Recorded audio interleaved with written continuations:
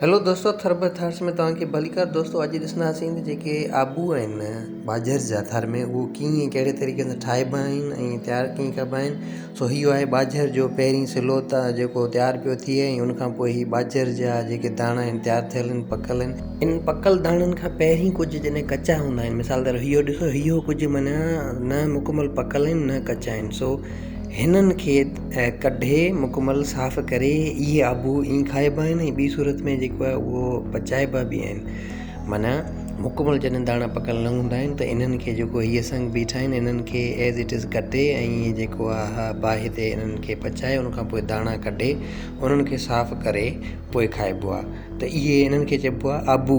हाणे इहो ॾिसो, इहो सिर्फ़ु उन्हनि मां दाणा कढियल आहिनि पर साफ़ न आहिनि थियल, ऐं हीअ साफ़ थियल आहिनि। ॾिसो हीअ आहिनि साफ़ थियल दाणा। सो हिननि खे खाइबो आहे ऐं हीअ आहिनि आबू ऐं ॾाढा टेस्टी हूंदा आहिनि ऐं हीअं बि खाइबा आहिनि। प्लस में इन्हनि खे जेको आहे उहो संग में जॾहिं हूंदा आहिनि तॾहिं पचाए पोइ बि खाईंदा आहिनि। सो थर जा आबू ॾाढा टेस्टी थींदा आहिनि।